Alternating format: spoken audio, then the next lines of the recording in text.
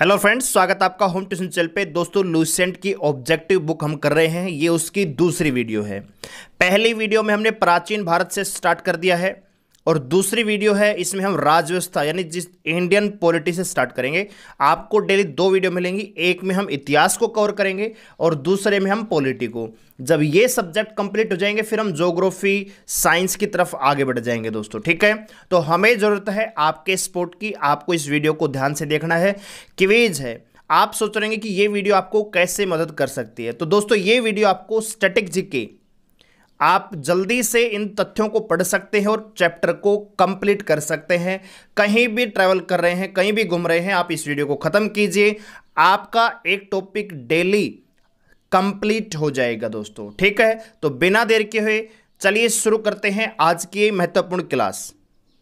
दोस्तों, class start करने से पहले इतना कहना चाहूंगा, हमारा मैथ रीजनिंग का स्पेशल बैच आ रहा है जो CISF head constable ministerial special SSC GD 2021 के लिए आ रहा है, जिसकी फीस मात्र 999 रुपये है पूरे कोर्स की। और आप इसमें 10 मार्च तक एडमिशन ले सकते हैं, जिसकी डेमो क्लासेस आपको 5 मार्च से मिलना स्टार्ट हो जाएंगी। तो आप पहले क्लास को देख लीजिए और उसके बाद आप एडमिशन ले सकते हैं। अगर आप एडमिशन लेना चाहते हैं तो आपको करना सिर्फ इतना है, दिए गए नंबर 9468164742 पर अपनी पेमेंट करनी है फोन पे या गूगल पे से, और उसका स्क्रीनशॉट हमें व्हाट्सएप पे सेंड करना है। हम आपको व्हाट्सएप ग्रुप में ऐड करेंगे और आगे का प्रोसेस आपको व्हाट्सएप ग्रुप में बताया जाएगा दोस्तों, ठीक है। इस बैच में आपको ऑनलाइन क्लास मिलेंगी मैथ और रीजनिंग की, टॉपिक वाइज पीडीएफ मिलेगा और वीकली मॉक टेस्ट मिलेगा, latest pattern CISF head constable, ठीक है दोस्तों। तो अगर आप इंटरेस्टेड हैं, अगर आपका ड्रीम जॉब है सीआईएसएफ, तो आप इस बैच में आ सकते हैं दोस्तों, ठीक है। दोस्तों, बहुत सारे बच्चों को हमारा टेलीग्राम चैनल नहीं मिल पाता है, तो आप टेलीग्राम पे जाके सर्च कर सकते हैं होम ट्यूशन ऑफिशियल, जैसा कि आपकी स्क्रीन पर आपको दिख रहा है। ये लोगो आपका नजर आएगा आपको, वहाँ पे 2139 मेंबर हैं और आप इसको ज्वाइन कर सकते हैं। इसमें बहुत सारे जो भर्ती के नोटिस आते हैं, लेटेस्ट जो इन्फॉर्मेशन होती है, वो सबसे पहले हम टेलीग्राम पर ही सर्च करते हैं, शेयर करते हैं। और जो भी इंपॉर्टेंट जीके के नोट्स होते हैं, मंथली मैगजीन आती है, अभी हमने मार्च की प्रतियोगिता दर्पण शेयर की है, तो आप जल्दी से इसको ज्वाइन कर सकते हैं और उस मैगजीन को पढ़ सकते हैं। इसी प्रकार की महत्वपूर्ण जो नोट्स होते हैं हम टाइम टू टाइम इसमें शेयर करते रहते हैं दोस्तों, ठीक है।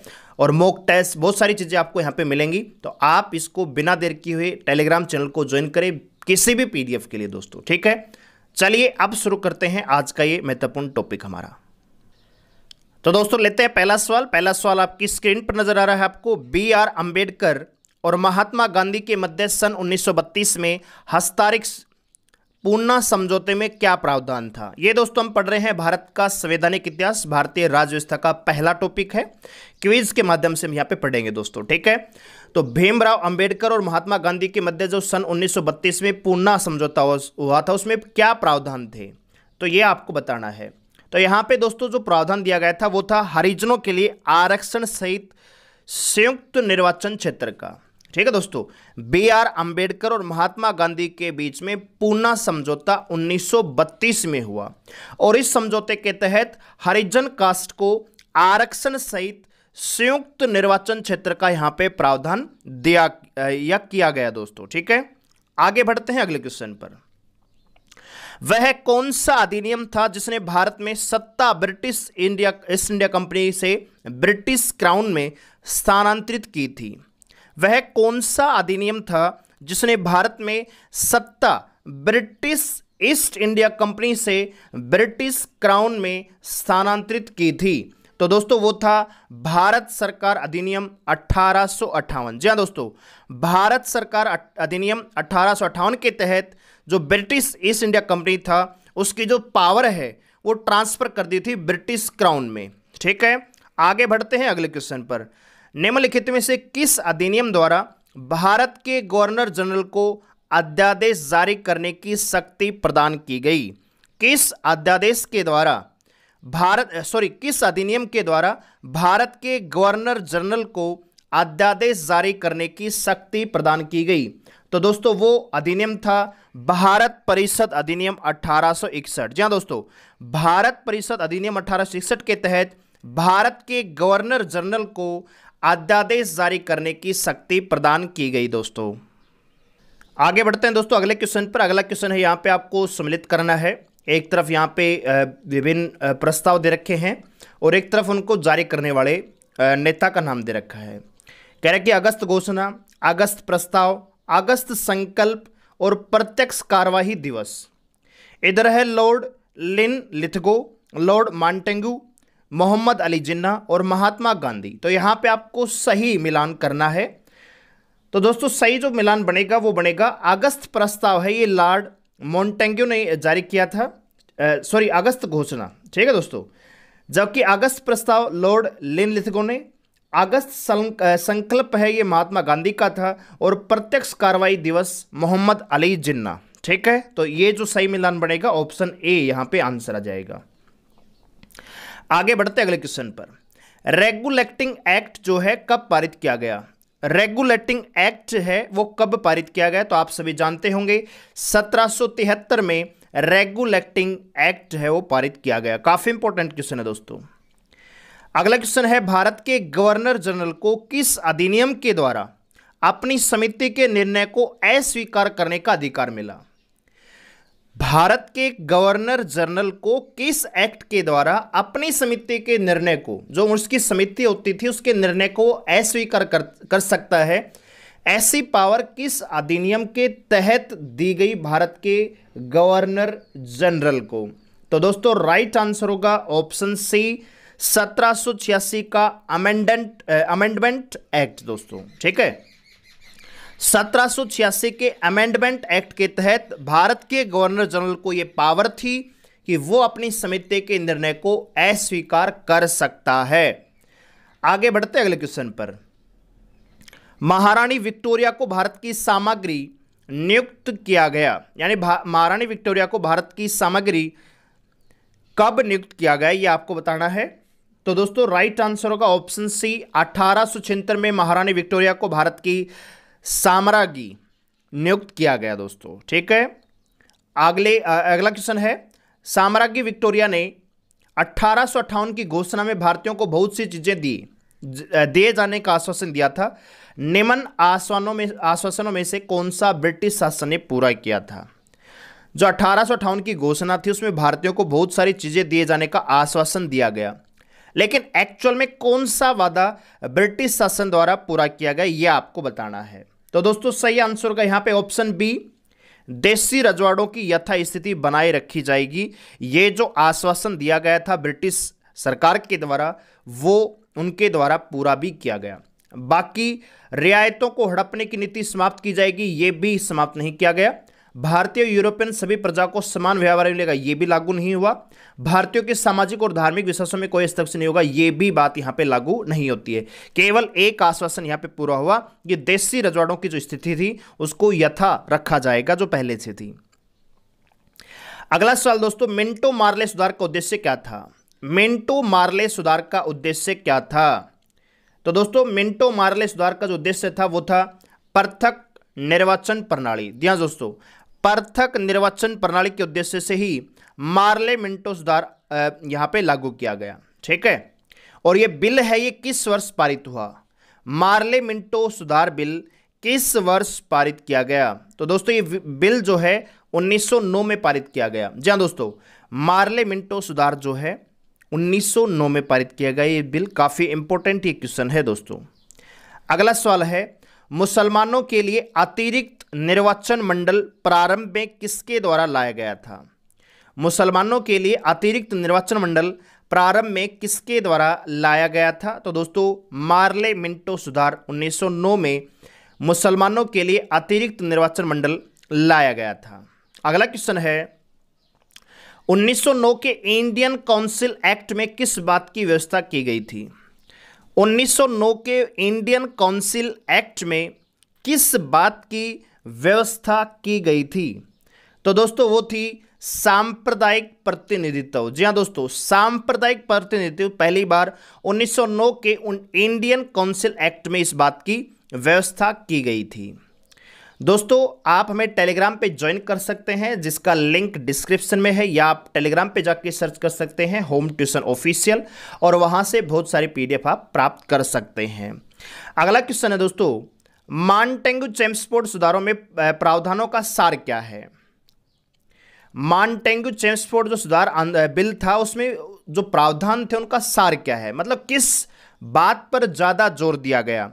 तो दोस्तों वो बात थी प्रांतों में दोहरा शासन। मॉन्टेग्यू चेम्सफोर्ड सुधार में प्रांतों में दोहरे शासन को ज्यादा प्राथमिकता दी गई। अगला क्वेश्चन है 1946 का कैबिनेट मिशन 3 मंत्रियों से गठित था, निम्नलिखित में से कौन इसका सदस्य नहीं था? 1946 का कैबिनेट मिशन 3 मंत्रियों से गठित था, तो कौन सा इसका सदस्य नहीं था? तो दोस्तों लॉर्ड पैथिक लॉरेंस, एवी अलेक्जेंडर, सर स्टेफर्ड क्रिप्स, ये तीनों कैबिनेट मिशन के मंत्री थे, जबकि लॉर्ड एमरी इसमें शामिल नहीं थे। तो इस सवाल का जो आंसर आएगा ऑप्शन डी, लॉर्ड एमरी 1946 के कैबिनेट मिशन की जो समिति थी उसमें मंत्री नहीं थे या सदस्य नहीं थे। अगला क्वेश्चन है कैबिनेट मिशन योजना के विषय में कौन सा सही नहीं है? कैबिनेट मिशन योजना के विषय में कौन सा सही नहीं है? प्रांतीय समूहकरण, भारतीय सदस्यों वाला अंतरिम मंत्रिमंडल, पाकिस्तान की स्वीकृति या संविधान निर्माण का अधिकार। तो दोस्तों कैबिनेट मिशन में दोस्तों कहीं भी पाकिस्तान की स्वीकृति की बात नहीं की गई, तो ऑप्शन सी राइट आंसर आएगा।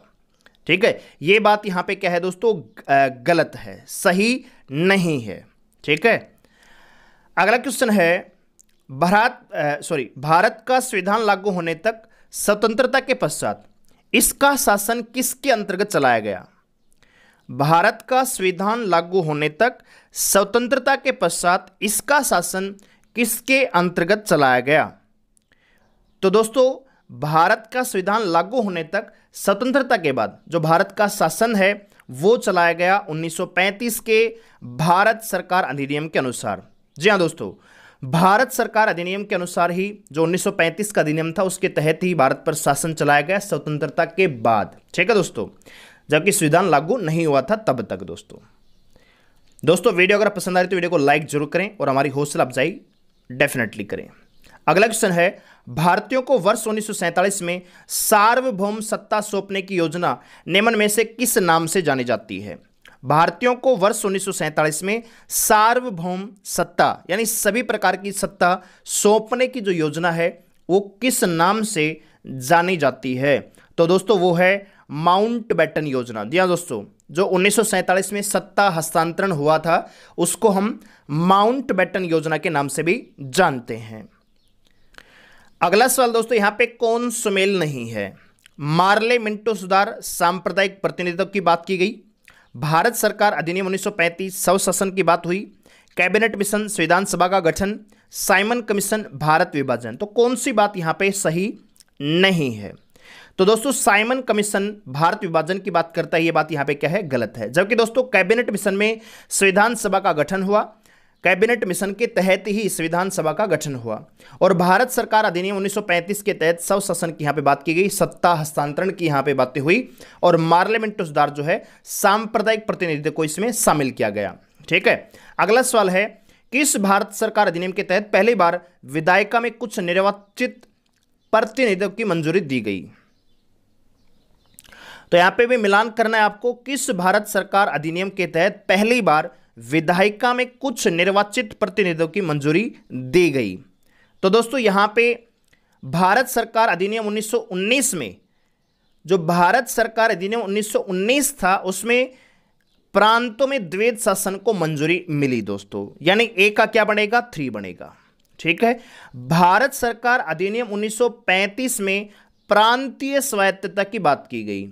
ठीक है, तो बी के साथ 1 हो जाएगा, ए के साथ 3 है, बी के साथ 1 है। ठीक है, मार्ले मिंटो सुधार 1909 में ब्रिटिश शासन शक्ति में आया दोस्तों, और भारत परिषद अधिनियम 1861 के तहत सती प्रथा का अंत किया गया। ठीक है, और भारत सरकार अधिनियम 1858 में सांप्रदायिक निर्वाचन की यहां पे बात की गई। तो यहां पे जो सही मिलान बनता है वो बनता है ऑप्शन बी। ठीक है, जो कि मैंने आपको एक्सप्लेन कर दिया है। आगे बढ़ते हैं अगले क्वेश्चन पर। अखिल भारतीय महासंघ स्थापित करने का प्रावधान शामिल किया गया था? तो दोस्तों किस अधिनियम में अखिल भारतीय महासंघ स्थापित करने का प्रावधान किया गया? किस अधिनियम में अखिल भारतीय महासंघ स्थापित करने का प्रावधान शामिल किया गया? तो वो था दोस्तों भारत सरकार अधिनियम 1935 के तहत अखिल भारतीय महासंघ स्थापित करने का प्रावधान था दोस्तों। अगला क्वेश्चन है, निम्नलिखित में से किस अधिनियम ने केंद्र से द्वैध शासन प्रणाली को स्थापित किया? निम्नलिखित में से किस अधिनियम ने केंद्र में द्वैध शासन प्रणाली को स्थापित किया? तो दोस्तों वो था भारत शासन अधिनियम 1919। ये काफी इंपॉर्टेंट क्वेश्चन है दोस्तों, ये डायरेक्ट क्वेश्चन आपसे पूछा जाएगा कि किस अधिनियम ने केंद्र में द्वैध शासन प्रणाली को स्थापित किया, या किस अधिनियम के तहत केंद्र में द्वैध शासन प्रणाली लागू की गई? तो वो था भारत शासन अधिनियम 1919। आगे बढ़ते हैं अगले क्वेश्चन पर। संघीय प्रणाली का पहला प्रयास भारत सरकार अधिनियम खालिस्तान द्वारा किया गया। तो संघीय प्रणाली है, उसका पहला प्रयास किस अधिनियम के तहत किया गया? तो दोस्तों राइट आंसर होगा 1935। ठीक है, भारत सरकार अधिनियम 1935 के तहत संघीय प्रणाली पर जोर दिया गया, इस प्रावधान को शामिल किया गया। अगला क्वेश्चन है, किस अधिनियम की प्रमुख विशेषता प्रांतीय स्वायत्तता थी? किस अधिनियम की प्रमुख विशेषता थी प्रांतीय स्वायत्तता थी? वो था दोस्तों 1935 का भारत सरकार अधिनियम। इसमें प्रांतों को स्वतंत्रता देगी, स्वायत्तता देगी, खुद का ही सरकार बनाने की। ठीक है, तो ऑप्शन ए यहां पे राइट आंसर होगा। अगला सवाल है, भारत में सचिव का पद किसके द्वारा निर्मित किया गया? भारत का सचिव होगा, ये जो पद है ये किस अधिनियम के तहत सर्जित किया गया या निर्मित किया गया? तो दोस्तों भारत में सचिव जो पद है उसको सर्जित करने का प्रावधान भारत सरकार अधिनियम 1858 में किया गया। जी हाँ दोस्तों, भारत सरकार अधिनियम 1858 के तहत भारत में सचिव के पद को निर्मित किया गया। अगला क्वेश्चन है, किस भारत सरकार अधिनियम के तहत पहली बार विधायिका में कुछ निर्वाचित प्रतिनिधियों को मंजूरी दी गई? किस भारत सरकार अधिनियम के तहत पहली बार विधायिका में कुछ निर्वाचित प्रतिनिधित्व को मंजूरी दी गई? तो दोस्तों राइट आंसर होगा ऑप्शन बी, भारत सरकार अधिनियम 1909 के तहत विधायिका में कुछ निर्वाचित प्रतिनिधित्व शामिल होंगे, इस बात का प्रावधान शामिल किया गया और मंजूरी दी गई। अगला क्वेश्चन है, भारत शासन अधिनियम 1935 द्वारा स्थापित संघ में आवश्यक शक्तियां किसे दी गई थी? भारत शासन अधिनियम 1935 द्वारा स्थापित संघ में अवशिष्ट शक्तियां किसे दी गई थी?